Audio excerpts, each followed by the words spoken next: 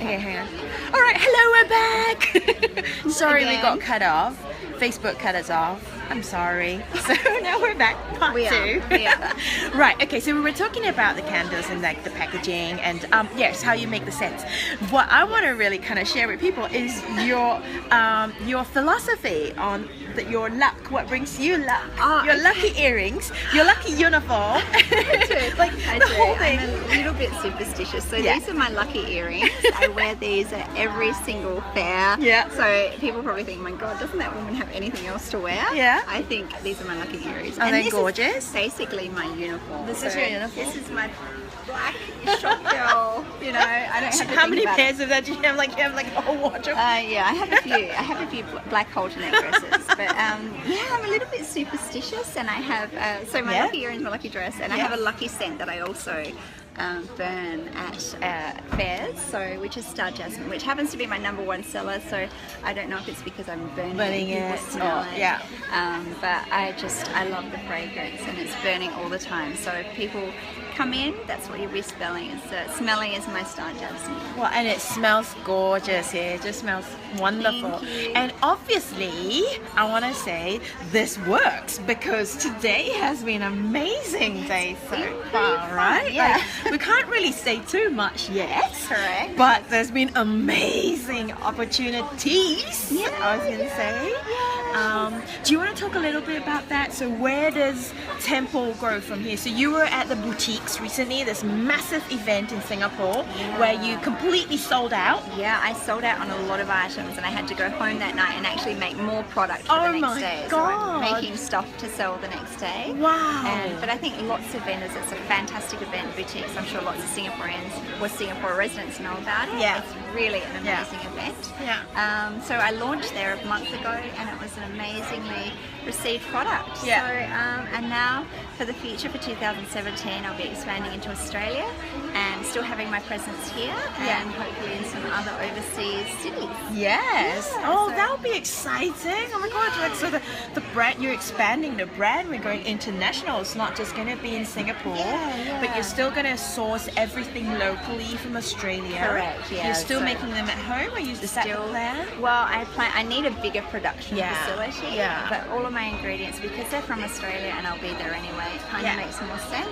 Yeah. And I'll be visiting Singapore, coming over for the big fairs and coming over to just do this type of thing to keep touch with base. And I love Singapore, so I never want to leave really.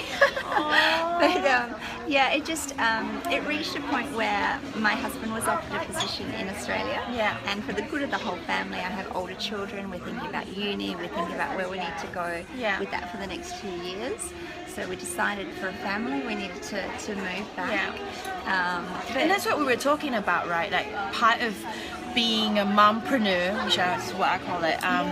You know, it's not just about the business. We have to consider the husband's career, the children's future. So it's balancing all that and juggling all that. That is a challenge as well. I think especially a challenge for mompreneurs. It is, and you do have to consider everybody, and you're thinking about everybody at every stage in their life as well. But collectively as a family, we made a decision that we thought would be the right thing.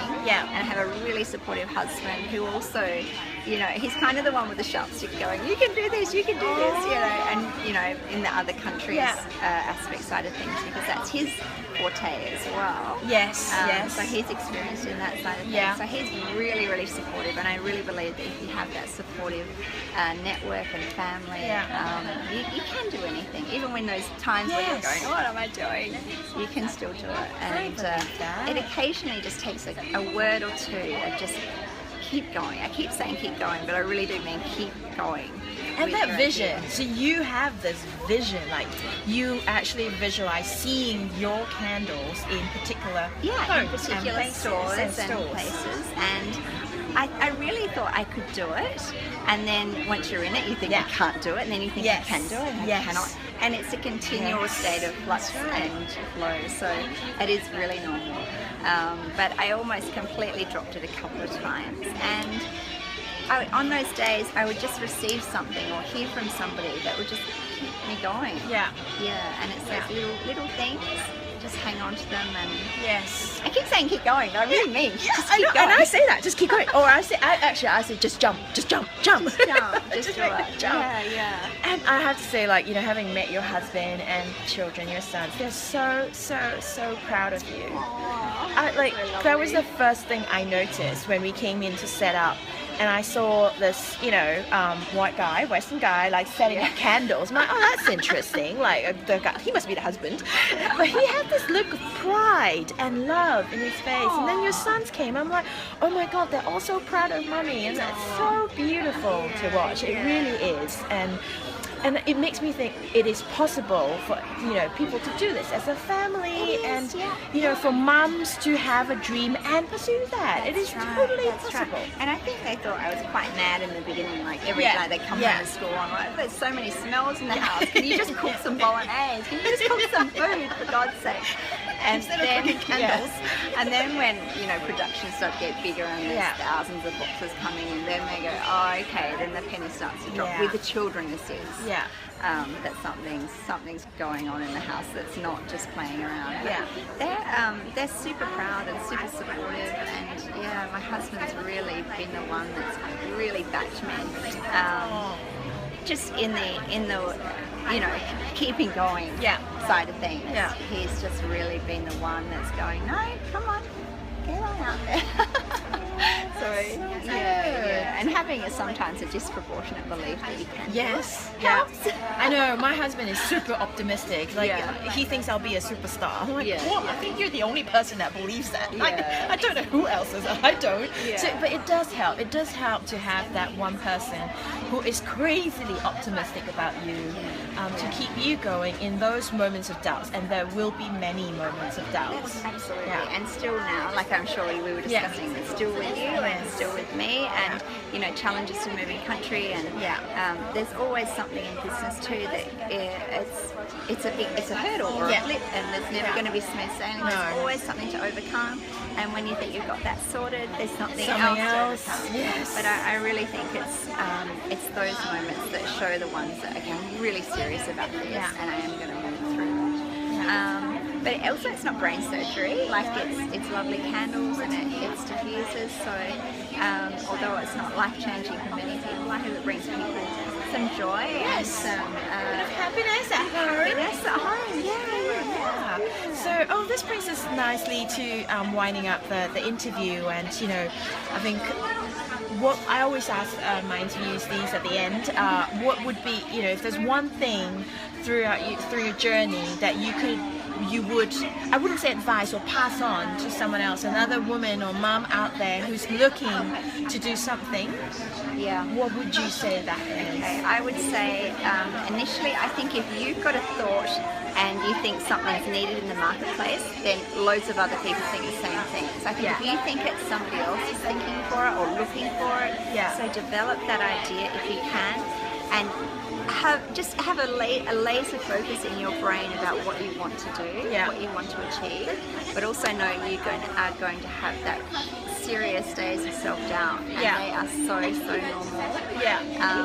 So normal. And everybody here at this fair has just said, okay, I just have days where I just don't know how I'm going to keep going. So that is so normal. But seriously, if you have that idea and other people you think might be interested, just launch it with a little friend base first and see what their reaction is. It's really good at that. And that's what I did. I did a little launch with 8 girlfriends, and I said, what do you think? What do you think? And they loved it. So based on that, you can only go bigger. But and also it's a quote that I love and I saw, and it was never compare your beginning to someone else's middle. So don't go around saying, oh, I can't compete in that market, I'm too small. You have to start somewhere. And I had a really lovely friend of mine, Natalie Elbert, She Designs the Rings, from Elbert Designs. Oh wow. She says, look, if it's not ready, if your package is not ready, chuck it in the bag, put some tissue on it. Who cares? Just start somewhere. So true. So she was one of the ones also that said those words that you grab onto. You're like, you're right. And you know, people don't expect perfection. Get as close as you can. Get as close as your idea. You will have to compromise a little bit on it. But you know, stay as close to what you think you want to make or produce or do as what you can. And just put it out there. Take one step at a time. One step at a time. And stick every day. I keep saying, take that step. I really, really mean it. I really mean it, that step every day. It's really, really true. Yeah. It's so true. Yeah. And, you know, you down the track, you might be doing something you never thought was possible. That's very true. Like, who would have thought, like, 2 months ago you would be where you are now? Yeah, no idea. But and even when boutiques came, I wasn't sure how the product would be received either, but people loved it. So yeah, I'm adamant that if you like something or if you have an idea, other people do too. You know. So yeah, that's my advice. That's brilliant. Thank you so much. Thank you, kid. I'm gonna miss you. I can't believe like we just gotten to know each other, and then you know you're off to Australia. I'll be on that plane. Wow. Okay. Thank you, Well, Michelle. thank you so much for this wonderful, wonderful interview, and I hope you really enjoyed it. And check her out. Like, you have a Facebook page, or tell people how to find you. Oh, I have. So I have an online store, www.templecandles.com, and I also have Facebook, so Temple Candles, and Instagram. Brilliant.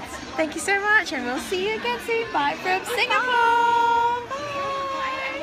Cool.